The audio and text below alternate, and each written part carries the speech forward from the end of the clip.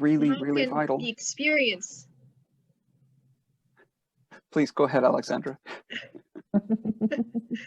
just a very quick follow-up. How can the experience of learning how to be, of learning how to think, of learning how to learn, of learning how to be in the world, how can it be embraced and executed in a way that is more congruent with those differences, with those divergences? Well, the thing is, it's not different from anyone else. In the same way that you would provide a child who you consider to be gifted, or a child who you know consider to be within the normal range, it's the same. You're treating them as human beings. So if we see them as human beings who are capable, who are carrying their own strengths, carrying their full possibilities within them, it doesn't matter, if they have ADHD, if they have autism, if they're up the scales in the IQ, it doesn't matter. Because at the end of the day, what we see is their humanity. And that's the importance of perception, and how we perceive things eventually affects the way we do things, and eventually affects the way we interact with the world, and we allow the world to interact with ourselves. I love it. Paul, you wanted to say something. Yeah, I was going to just, well, I think the best thing to do is actually to thank you for trying to focus on a very different perspective than perhaps the one that I was raised with. I'm 37, 38, someplace around there, and I have trouble saying I'm proud of myself. Like, I am really jealous of that 8-year-old child. Like, that's exactly what people need to be able to do. They need to be able to take, maybe not even always their wounds. It just so happens that the things that make us different are often the things that are targeted, that become the sites of wounds.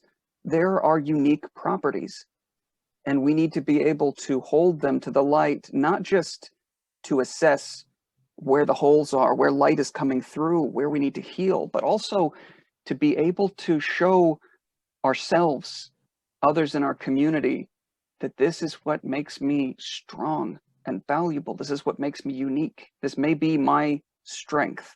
This may be my unique property that could be beneficial to everyone.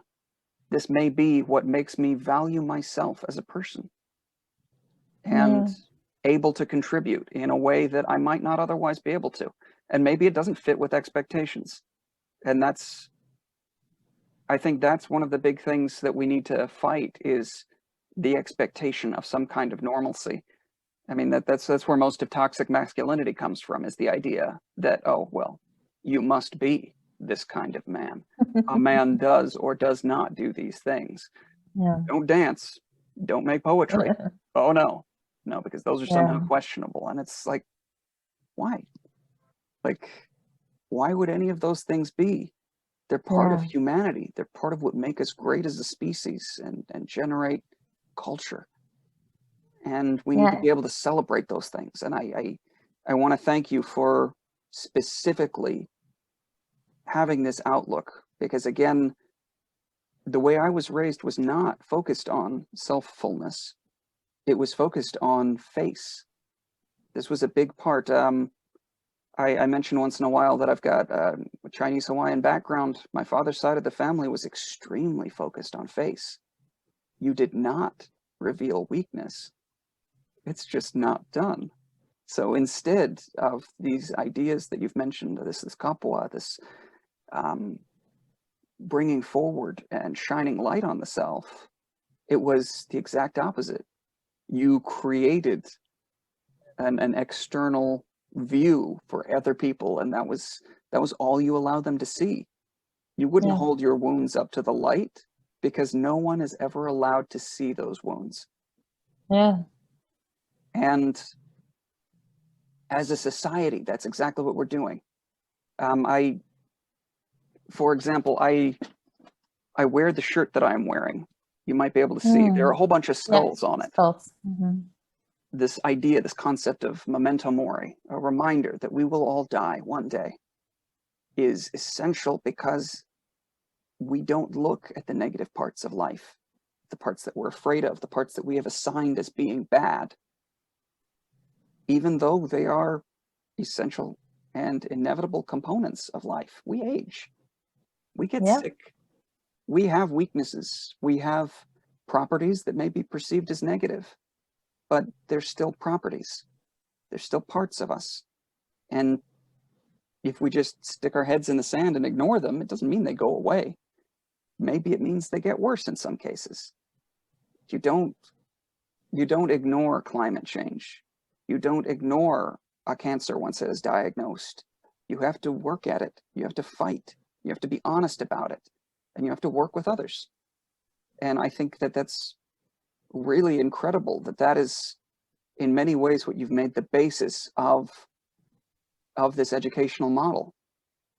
That is absolutely incredible. Sorry, again, I've kind of gone off on a bit of a tangent and left the topics, but I really value that perspective. And what you've shared reminded me of a poem I wrote about 5 years ago. Please, if you would like, I can read it. I would love that. The title is Grow Inside. I grew up in an environment that asked me to grow, to extend my reach as high as I could, to tiptoe and show that I am tall, sturdy, unwavering. I grew up in a world that asked me to excel. No, demanded me to achieve, demanded me to be someone to be given praise, be given respect, be given value. I grew up in an environment that praised me for my wits, showering me with accolades of what I am doing good, bombarding me with the programming of how to stay busy to make a name, be productive, be the face to change the world.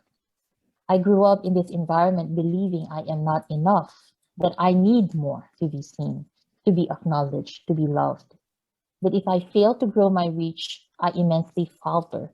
That if I fail to scale up, to make someone of myself, then I am no one. I grew up hearing this over and over and over, telling me, no, insisting me to grow. And I tried. I tried to fit in with what society demanded, wore my high heels when they were damn so uncomfortable, tucked in my tummy as much as I could, and hating myself for not fitting in society's standards in beauty, on prestige, on importance. And throughout my life, I was facing forward, never looking in, always gauging what others see, what they perceive, the labels I am put in. Until one day I heard a faint and different voice, a voice that told me I am enough, a voice that told me I matter, a voice that told me not to scale outside, but to grow inside, a voice that challenged me to understand myself, devoid of all expectations I willingly and consciously put on. I screamed, I bellowed, I threw a tantrum, rivaling that of a toddler. I resisted that voice because I was scared to have a relationship with myself, because I didn't know how to. I was never told, never taught, never urged. All my life I was told to reach out for the skies, never touching nor even seeing my own light. And I cried, mourning that person that I became, that person whose self-worth was attached to something or someone, a praise, an acknowledgement, a pat on the back. And yes, I got hooked even with the harshest of critics. I knew myself because of the labels, this box that I was put in, with all my different names and titles, a wife, a student, a mother, a woman. The only person I knew was her. Slowly, I started to listen to that faint voice, giving myself space between my stories, giving myself compassion, reconnecting with who I am by tuning in with my body, feeling my yeses and my nos, savoring my longings, caressing them. As I started growing inward, I realized that voice that told me I am enough, that voice that steered me, challenged me, nudged me. That voice is the woman that I see each day, standing in the mirror, looking lovingly at me.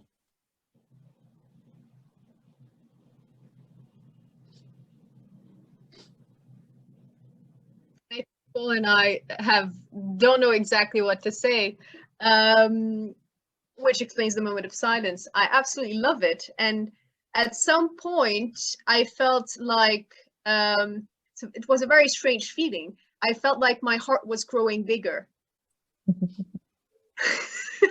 I don't know if it makes sense, but this is the impression that I had, because it's the story of a lot of people, including mine, in terms of goal setting, objectives, achievement, and all of that. And it's not just a voice coming from the outside. More importantly, it's a voice that is coming from the inside.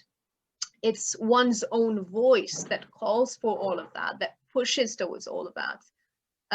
But then at some point in my own experience, I understood what it meant to think opposite to what most people think in terms of achievement, which is a sense of control.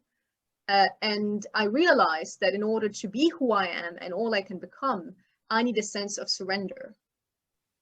I need to surrender to myself. I need to surrender to this inner identity, to this inner voice. I need to let myself be in order to achieve all of the things that aren't on the paper, from the skies to the titles to all of that. All of these they're not the objective. They are potential outcomes. The objective is to live in alignment. The objective is to have this do aligned with the be, so that we can have we can be self-fulfilled, self-full, however we want to say it. I love it. Thank you, Alexandra. I would love a copy of this poem. I'll definitely. Please, share it. as you remember, send a copy, because that's really excellent work. Yeah, Paul isn't the engineer, but he's also the emotional one. Clearly. A bit of a romantic. I apologize. No, please do not ever apologize for that. Just surrender to who you are. Be self-full. And perhaps, if you agree as well, we could be sharing it with our audience afterwards. This way they would be able to ponder more deeply, take the time to kind of tune into those words, and by tuning into those words, tuning into themselves, and having this kind of check-in. Is this also my story? How did my story evolve? Where am I in that process? What is the next step for me? What do I need to realize in order to live my life? And I want to repeat one expression that you have evoked at the beginning before we even started the podcast, but I really want to share it because it was a beautiful expression, which is, I'll allow you to say it. I think you know which one I'm talking about. How not to focus on leaving a legacy, rather to live a legacy. Yeah. Absolutely that. I think that poem is the poetic expression, the slightly longer poetic expression of what living a legacy and not leaving a legacy is, in fact. Exactly. That poem beautifully breaks down that heartfelt need that I think is common to a lot of us, especially in the current age. Everything is centered around not being present, not really. It's all about being able to have a title or an acknowledgement from outside, not about just being comfortable with your own skin, with your own self underneath that skin, with a bit of criticism, not in a horrible way, but in a self-assessing way, in order to, does it matter? Whatever it is that's coming in, that's bothering, does it really matter?